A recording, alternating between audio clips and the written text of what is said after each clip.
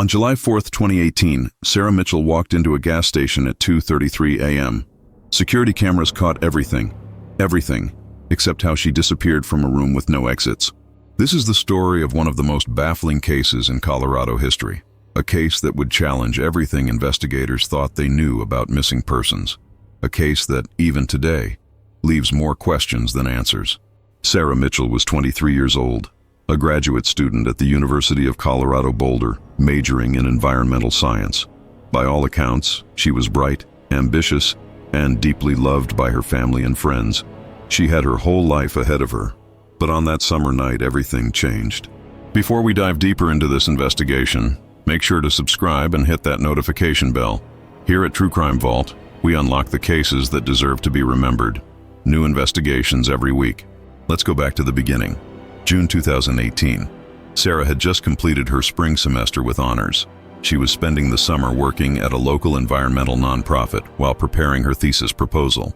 Her roommate, Jessica Chen, described her as focused and happy during those weeks.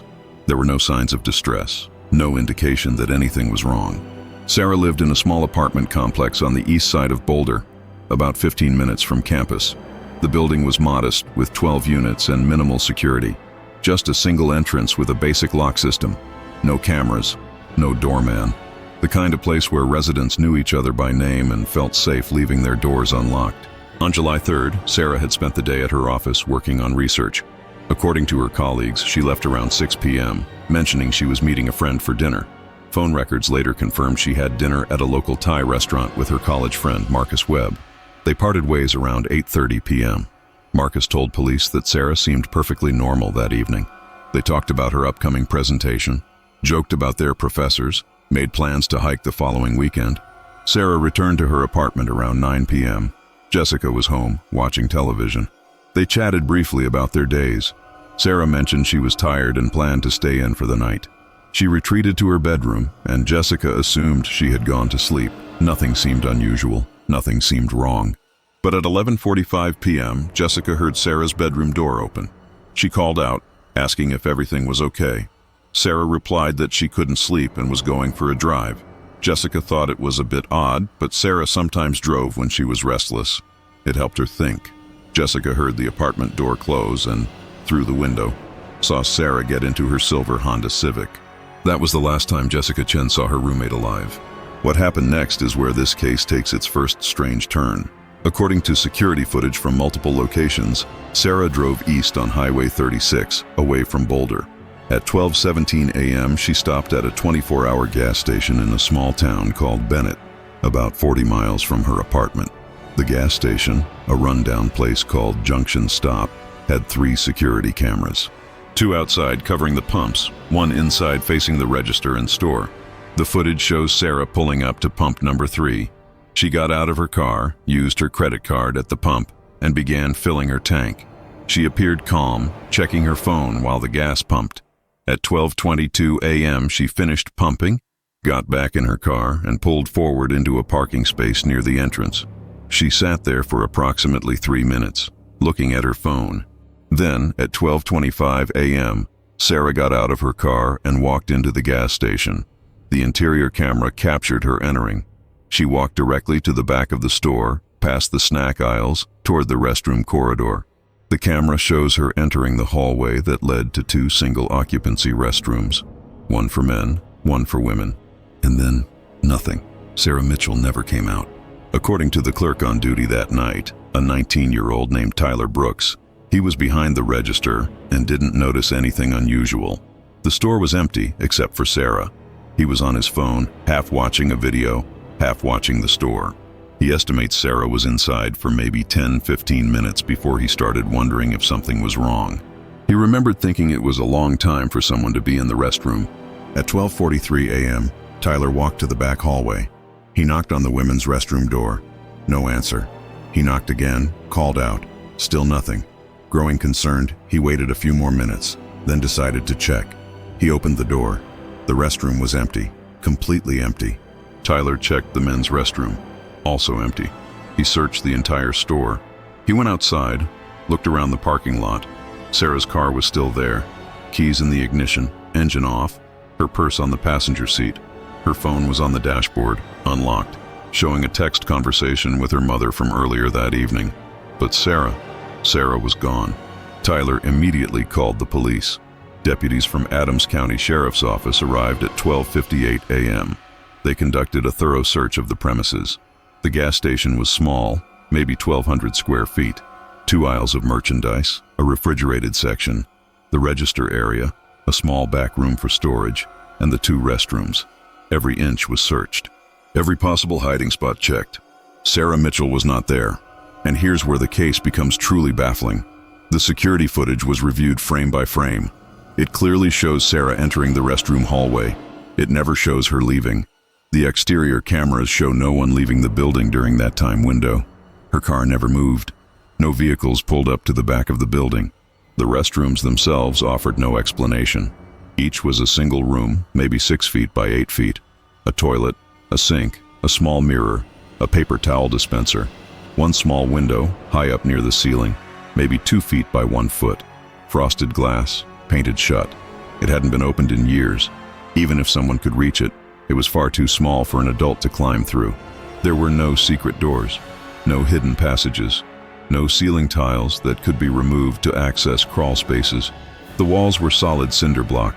The floor was concrete. Investigators brought in blueprints of the building.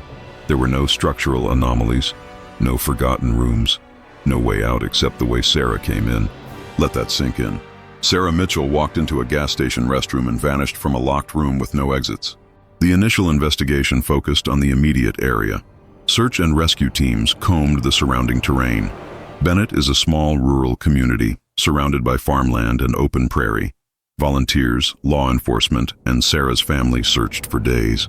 They used search dogs, drones, helicopters. They interviewed every resident, every person who had been in the area that night. Nothing. No trace of Sarah. No witnesses who saw anything unusual. Investigators then turned their attention to Tyler Brooks, the clerk. He was interviewed extensively, his background checked thoroughly. Tyler had no criminal record, no connection to Sarah, no apparent motive. He cooperated fully with police, took multiple polygraph tests, all of which he passed. His phone records and social media showed no suspicious activity. By all accounts, he was a normal teenager working a night shift at a gas station. The gas station owner was also investigated. Gerald Hutchins, a 62-year-old man who had owned Junction Stop for 15 years. He lived 30 miles away, wasn't present that night, had no history of violence or criminal activity.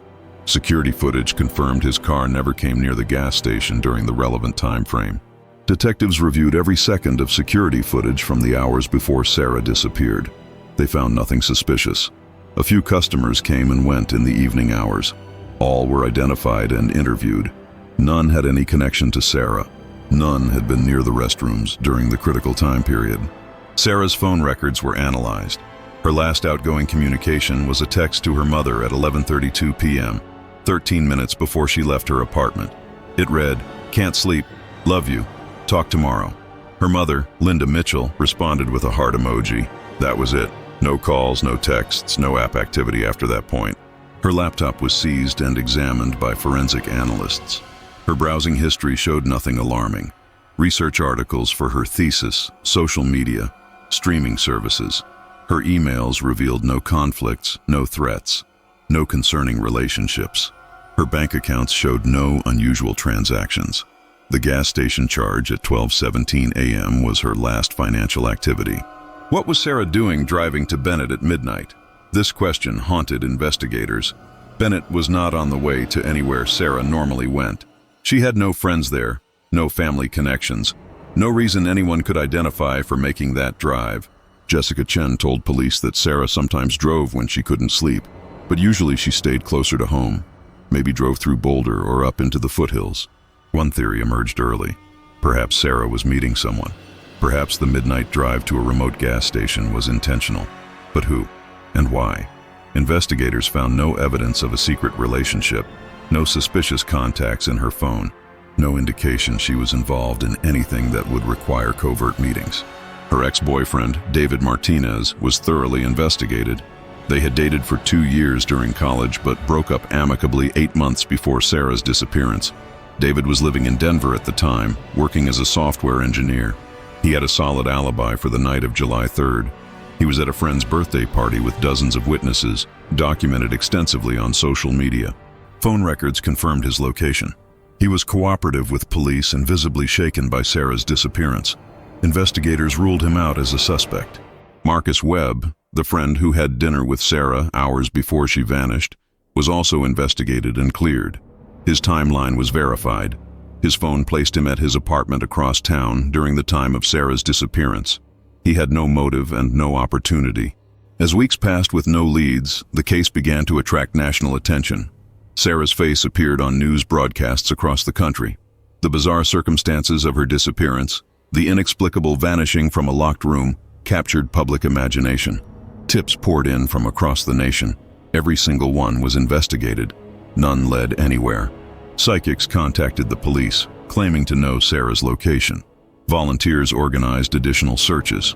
Online communities dissected every detail of the case, generating countless theories. But theories weren't evidence, and evidence was exactly what investigators lacked.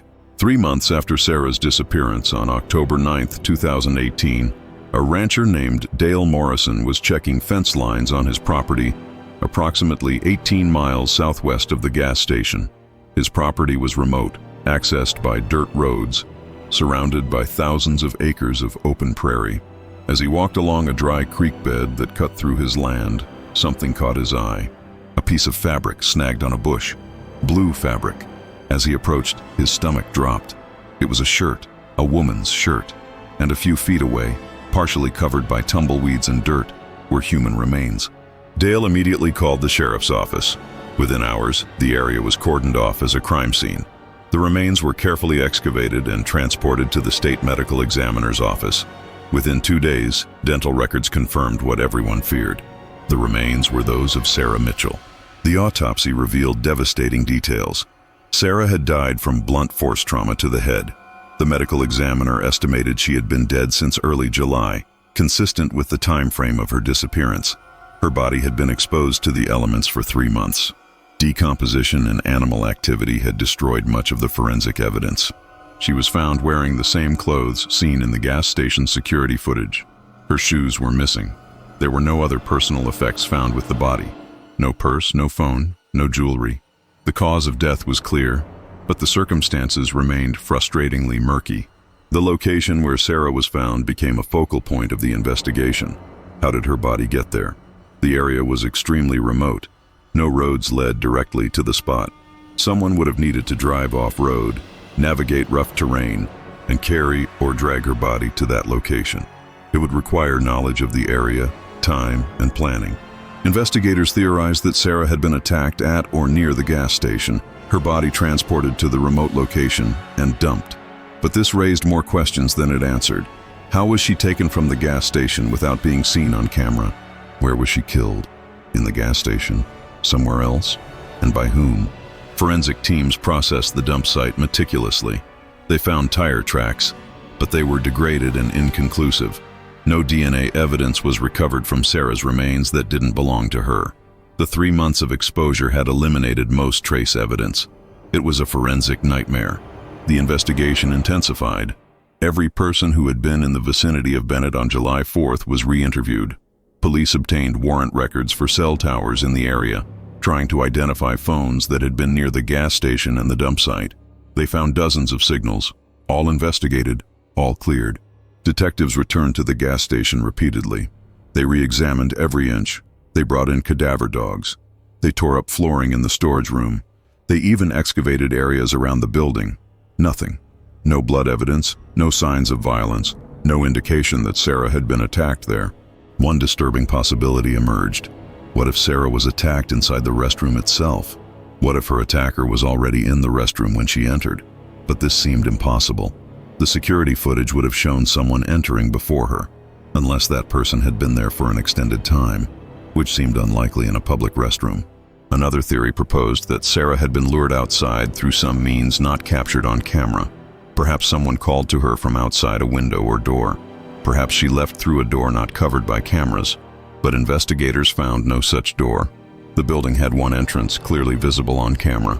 The most unsettling theory was that someone with intimate knowledge of the gas station had access to a way in and out that wasn't visible, perhaps a hidden passage or exit that even the owner didn't know about.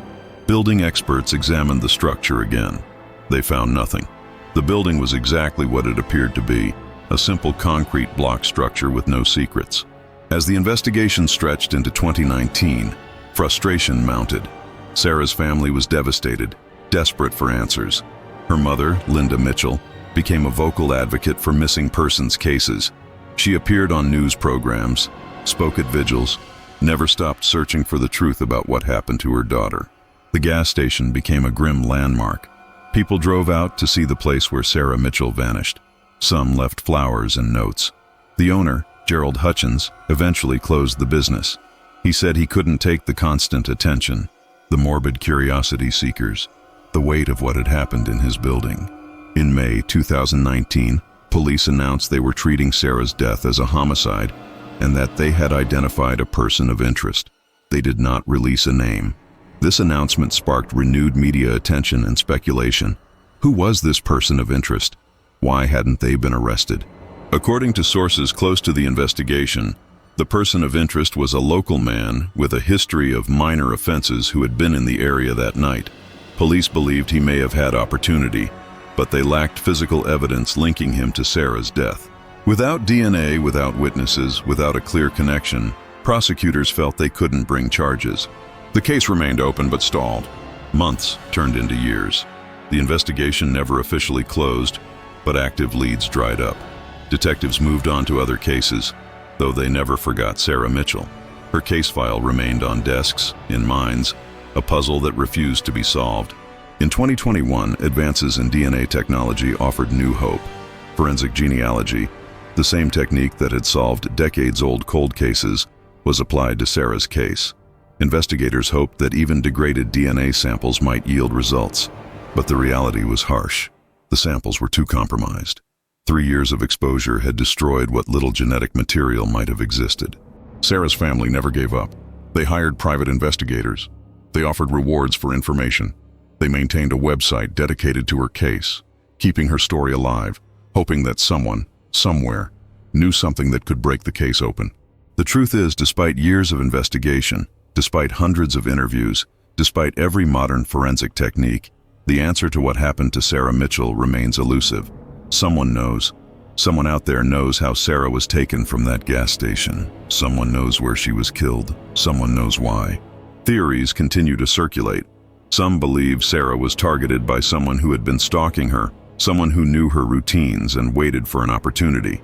Others believe it was a random encounter, a predator who happened to be in the right place at the wrong time. Some speculate that the gas station itself held secrets, that there was a way in and out that was never discovered. What we know for certain is this: Sarah Mitchell was a young woman with her whole life ahead of her. She was loved. She mattered. On July 4th, 2018, she drove to a remote gas station in the middle of the night. She walked into a restroom and never walked out. 3 months later, her body was found in a remote field, the victim of homicide. Her case remains officially unsolved. No arrests have been made. No charges have been filed. The person responsible for Sarah's death has never been identified. Somewhere, someone is living with the knowledge of what they did. Somewhere, someone knows the truth. If you have any information about the disappearance and death of Sarah Mitchell, please contact the Adams County Sheriff's Office. Anonymous tips are accepted. Even the smallest detail could be the piece that finally solves this case. What do you think happened to Sarah Mitchell? Do you have theories about how she disappeared from that gas station? Drop your thoughts in the comments below. And if you found this investigation compelling, make sure to subscribe to True Crime Vault for more in-depth looks at cases that deserve to be remembered. Hit that like button to help this video reach more people who might have information. Sarah's family continues to seek justice. They continue to hope that one day someone will come forward. That one day the truth will emerge from the darkness. That one day they will have answers about what happened to their daughter, their sister, their friend. This case reminds us that mysteries don't just exist in fiction. They exist in our world, in our communities. Real people vanish under inexplicable circumstances. Real families are left with questions that haunt them every single day. Sarah Mitchell's case is not just a mystery to be solved. It's a life that was taken, A family that was shattered, a young woman who will never get to fulfill her dreams. Justice delayed is justice denied, but it's never too late for the truth. It's never too late to do the right thing. If you know something, say something. Sarah Mitchell deserves justice. Her family deserves answers.